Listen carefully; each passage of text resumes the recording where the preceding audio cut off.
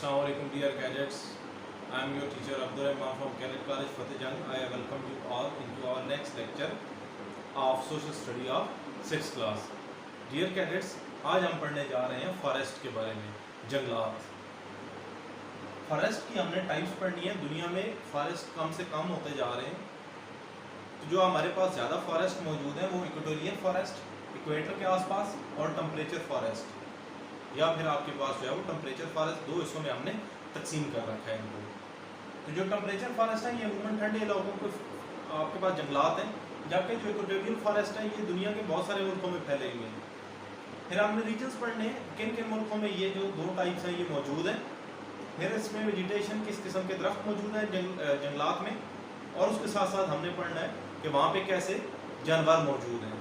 तो हम चलिए शुरू करते हैं। डियर कैडेट्स, सबसे पहले हमने पढ़ना है फॉरेस्ट। एट वन टाइम, एक वक्त था, many part of the earth were covered by thick forest. तो दुनिया का बहुत सारा जो हिस्सा था वो कवर किया हुआ था बहुत ही घने जंगलात ने।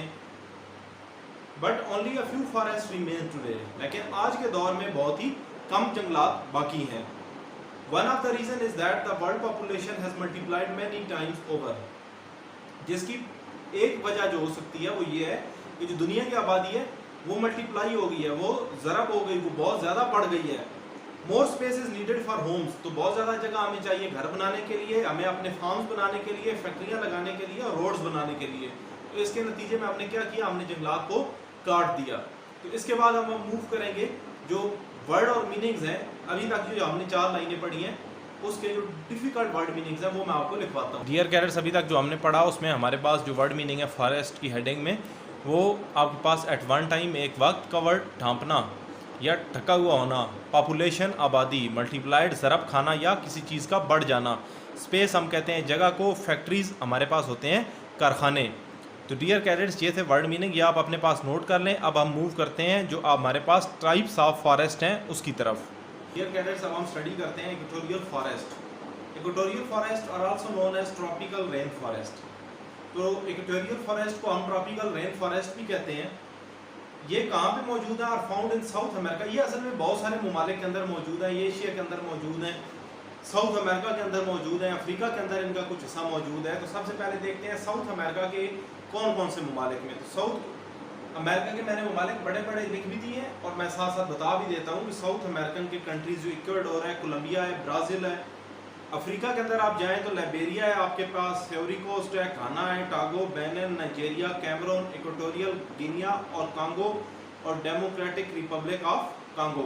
तो ये वो ममालिक हैं जो आपके पास अफ्रीका के अंदर आते हैं। और उसके बाद अगर हम एशिया के अंदर या साउथ एशियन कंट्री के अंदर मूव करें तो इंडोनेशिया है आपके पास, म्यांमार जिसे बर्मा कहते हैं आप, या मलेशिया। तो ये वो मुल्क हैं जिनके अंदर ये जंगलात मौजूद हैं। डियर कैडेट्स, इसके साथ साथ these region are also called hot wetland. इनको गर्म लेकिन वेटलैंड वो जगह जहाँ पे ज़्यादा बारिश होती हो, बहुत गीली जगह। Temperature here are very high. यहाँ पे दर्जा हरारत काफ़ी ज़्यादा। There is great amount of rainfall. जबकि बारिश बहुत ज़्यादा होती है, टेम्परेचर भी ज़्यादा होता है, गर्मी भी और बारिश भी होती है। Some of these country were once completely covered by thick forest. तो ये जो ममालिक जिनके नाम लिखे हुए हैं आपके सामने, एक वक्त था कि ये ममालिक मुकम्मल के मुकम्मल जो है वो जंगलात पर ही मुश्तमिल थे। उसके बाद in the equatorial forest the average rainfall in an year is 200 to 250 centimetre per year. 200 से 250 सेंटीमीटर तक बारिश होती है हमारे पास। अब यहाँ पे जंगलात कैसे हैं? The forest are thick and lush. यहाँ पे बहुत ही घने जंगलात हैं, बहुत ही हरे भरे जंगलात हैं। And tall trees forming a canopy high above the ground. और जो दरख्त बड़े हो जाते हैं वो बहुत ही हाई कैनोपी का मतलब है इस तरह छतरी सी बना लेते हैं। उसके बाद यहाँ पे अगर हम जानदारों की बात करें तो birds and larger animal also love these forest. Some of the bird are very colourful. तो ऐसे जंगलात जो है वो जानवर और परिंदे बहुत पसंद करते हैं, और यहाँ के जो परिंदे हैं वो बहुत ही कलरफुल, बहुत ही रंगीन किस्म के हैं। Some of the large animal include leopard, elephant, hippo, wild buffalo. जंगली जो हमारे पास बुफेलोज हैं, हमारे पास भैंसे जो होते हैं वो, यहाँ पे हमारे पास हिप्पोस जो पानी में रहते हैं, और उसके साथ साथ हमारे पास लिपर्ड, एलिफेंट, ये काफ़ी तादाद में यहाँ पे मौजूद होते हैं। डियर कैडेट्स, इससे रिलेटेड मैं आपको जो डिफ़िकल्ट वर्ड मीनिंग्स हैं वो लिखाता हूँ, उसके बाद हम मूव करते हैं टेम्परेचर फॉरेस्ट की तरफ।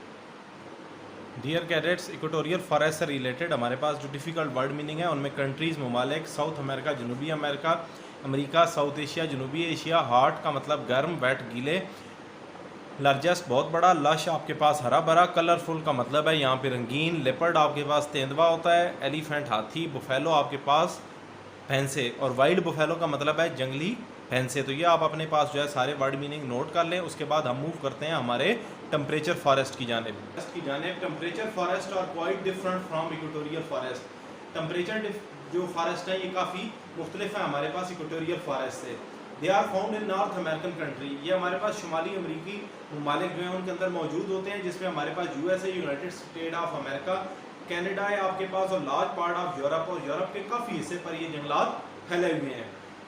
And in north east Asian country, और शुमाली इलाके जो हैं एशिया के उधर भी ये मौजूद हैं। These area are quite cold, ये इलाके काफ़ी ठंडे हैं। And the forest here are इधर कार्निफर और अल्पाइन। तो यहाँ पे जो जंगलात हैं आपके पास कार्निफर हैं या अल्पाइन, ये आपके पास वो जंगलात होते हैं जिनके कद, जिन पौधों के बहुत लंबे और पत्ते बहुत ही छोटे, नोकदार, नोकीले होते हैं। In coniferous forest most of the trees are conifer. तो कार्निफर कौन से होते हैं? दे आर यूजुअली वेरी टाल, ये बहुत लंबे होते हैं। एंड हैव नैरो, और पतले नीडल, सुई की तरह, लाइक लीव, पत्ते होते हैं। And bear cone shape fruit, और इनके साथ जो फ्रूट लगता है वो त्रिकोण की शक्ल का लगता है। अब उसके अलावा अगर हम बात करें बिल्कुल लास्ट आपके पास जो लाइंस हैं ऑन द हायर स्लोप, और जो बड़ी ढलवानें होती हैं, दीज आर अल्पाइन फॉरेस्ट। तो वहाँ पे देयर आर अल्पाइन फॉरेस्ट, वहाँ पे अल्पाइन के जंगलात हैं। These tree in alpine forest do not grow very tall, ये बहुत लंबे नहीं होते, because of the cold climate, ठंडे मौसम की वजह से। तो एक अच्छा मुतदिल मौसम चाहिए होता है किसी भी दरख्त को बुलंदी की तरफ जाने के लिए, क्योंकि वहाँ मौसम बहुत ठंडा है, बर्फ रहती है, इस वजह से जंगलात वहाँ पे ऊपर ज़्यादा नहीं उठ सकते, हाइट पे नहीं जाते। उसके बाद यहाँ पे अगर जानवरों की बात की जाए तो यहाँ पे एनिमल्स आपके पास lynx, bear, wolves, moose, deer, ये आपके पास, जिसमें आपके पास भालू मौजूद हैं, जंगली रीछ जिनको कहते हैं। उसके अलावा आपके पास जो है भेड़िए मौजूद होते हैं। मॉस आपके पास जो है ये हिरन से थोड़ा सा बड़ा एक जानवर होता है। उसके बाद आपके पास जो है वो डियर हिरन होते हैं जो बर्फानी इलाकों में रह सकते हैं। Because of the cold most of them have thick coat of fur. अब चूंकि ठंडक ज़्यादा होती है, इस वजह से यहाँ पे मौजूद जितने भी जानवर हैं उनके जिस्म के ऊपर काफ़ी बड़ी तय होती है ऊन की, जिस वजह से ताकि उनको ठंड ना लग सके। तो डियर कैडेट्स, अब मैं आपको लिखवाता हूँ इससे related word meanings. Dear cadets, हमने पढ़ा टेम्परेचर फॉरेस्ट, और टेम्परेचर फॉरेस्ट से रिलेटेड जो वर्ड मीनिंग्स हैं उसमें हम आपके पास है नॉर्थ अमेरिका, जिसे आप शुमाली अमेरिका कहते हैं, टाल लंबे, नैरो का मतलब होता है पतले, नीडल का मतलब होता है सुई नुमा, बियर, बियर का मतलब होता है रखना, कोन, कोन तिकोन होती है, फ्रूट फल, एक बियर जो है वो भालू भी होता है, लेकिन यहाँ पे बियर फ्रूट का मतलब था, तो बियर का मतलब ये इनके ऊपर फ्रूट का लगना या फ्रूट रखना। फ्रूट फल होता है, स्लोप आपके पास ढलवान होती है, और फर आपके पास ऊन होती है। तो ये सारे के सारे जो वर्ड मीनिंग है ये आप नोट कर लें अपने पास। उसके बाद जो है मैं आपको होमवर्क बताता हूँ। डियर कैडेट्स, हमने आज जो टॉपिक पढ़ा वो था फॉरेस्ट। फॉरेस्ट से रिलेटेड हमने फॉरेस्ट की टाइप पढ़ी, वहाँ पे मौजूद जो जानदार हैं वो देखे, उधर जंगलात जो मौजूद हैं वो जंगलात सारे किस किस्म के हैं, ये सारी चीज़ें पढ़ी। डियर कैडेट्स, आपके पास जो आएगा क्वेश्चन वो है कि right a note on forest and type of forest. तो टाइप ऑफ फॉरेस्ट में आपने बस उतना ही लिखना है जितना मैंने आपको हाईलाइट करके बताया है। उसके बाद डियर कैडेट्स, आपके पास ये भी आ सकता है कि which type of animal live in temperature forest और इक्वेटोरियल फॉरेस्ट। तो वो भी आप बता सकते हैं कि किस किस्म के जानदार आपके पास वहाँ पे इन जंगलात के अंदर मौजूद हैं। तो यही आपका होमवर्क होगा, अच्छे तरीके से इसको मुकम्मल करना है, लेकिन ज़्यादा नहीं लिखना अपनी तरफ से। जो मैंने आपको यहाँ पे स्क्रीन पे चीज़ें साथ दिखाई हैं या आगे फिर होमवर्क वीडियो में मैं आपको दिखा देता हूँ, बस उतना ही लिखना है, उससे ज़्यादा नहीं लिखना। जितना मैंने मार्क करके बताया बस उतना ही। डियर कैडेट्स, मिलते हैं अगले हफ्ते नेक्स्ट लेक्चर के साथ। अल्लाह हाफिज़।